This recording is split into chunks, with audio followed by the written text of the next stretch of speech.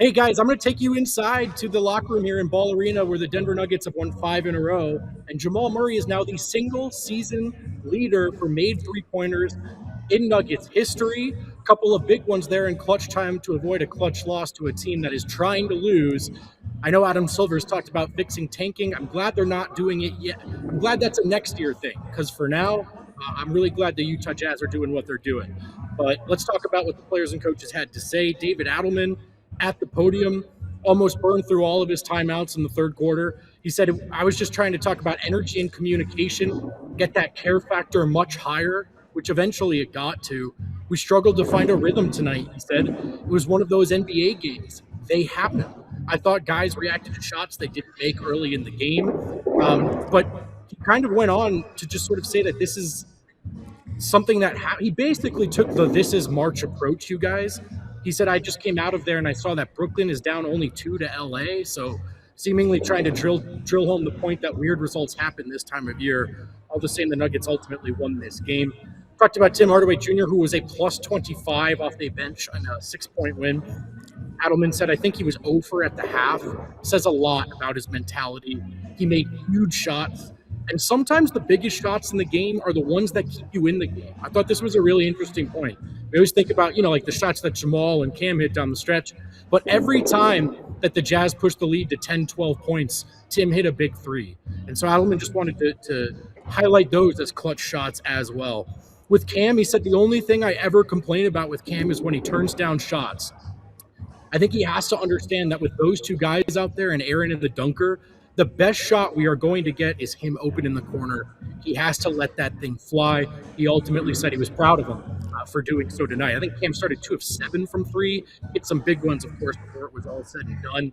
And then on the second unit, he said, look, we built that thing with Jamal Murray in mind, so that's sort of why the rotations have looked weird at times, as he's tried to figure out how to not play Jamal too many minutes, but they also want him to be kind of the head of that snake for this small ball second unit. So that's something that Adelman's trying to figure out right now.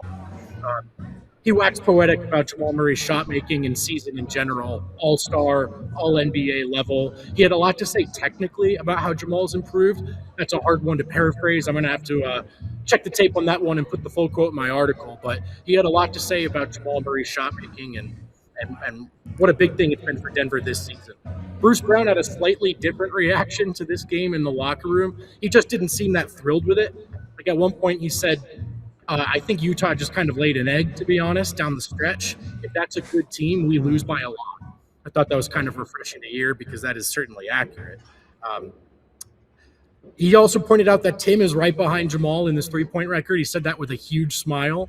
I think he's really excited about the possibility of Tim hunting Jamal down. Not sure that's going to happen, but they seem aware of it in the locker room. Let's go to Jamal Murray, who spoke at the podium. He did say that he did not know he was closing in on this record until about halftime when he heard from Katie. He did know, though, guys, when he hit the 3 that broke the record, and that's why you saw that blue arrow there. Might have been wondering, a blue arrow against the Jazz, really? But that was the 3 to break the record, and Jamal was aware of it at the time. I tried to follow up and ask about how interested he was in breaking this record and taking it from Mike, and he said, look, I just wanted to win, man, which fair enough. They were losing to the Jazz. So a very honest assessment from Jamal Murray when asked about Denver's chemistry. He says offensively, great. And then he laughed. Offensively, no complaints. Defensively, we've got some work to do. We've got to flip that switch quicker and stop the bleeding. It's like sometimes we just think we know or we're expecting that eventually we'll go on a run. And this is me paraphrasing now, but he was essentially saying, like, we got to make that happen. We got to go out and engineer kills and stop the bleeding quicker. Peyton Watson says he's feeling really fine physically. Obviously, he struggled tonight, but he says nothing but positive takeaways for him personally. Tonight, I feel like there was a lot of shots I could have made that I usually make, but I feel like I did a lot of good things out there. I got into the paint, and no one can stop me from getting to my spot. So Peyton Watson, confident as ever, even after a narrow win over the Utah Jazz, in which he kind of struggled a little bit. Vote, if I could cut you off for 1 sec. If you're watching us on our fast channels, head on over to online and watch us in overtime. And those of you who stuck around for overtime get to hear what Cam Johnson had to say. He stuck around for a while and spoke with us by his locker about just shooting, mechanics, confidence. As he likes to note, we've been asking him the same questions all year. First about him missing these threes, now about him making these threes. Cam said, you have to have confidence to take and make next shots. At one point, I did miss one note, you guys. David Adelman said that he thought guys reacted to missing open shots early in the game. So Cam said, yeah, it's really important that you just have to be confident and have that short memory. When talking about where he first learned to just let it fly, go high volume, short memory as a shooter, he says, my family taught me that first, but I've had coaches really get on me. You've got to stay aggressive. You've got to keep shooting.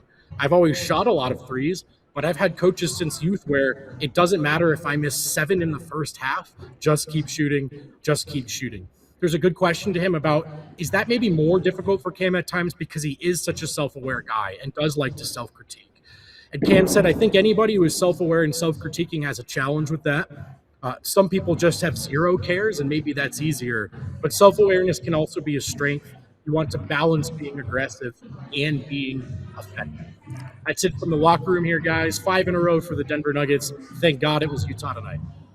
We appreciate it, Vogt. Great stuff and great outfit as well. Thank you. Yeah, I don't know why I wore this for the Jazz game. I'm going to have to find something better for the next one. But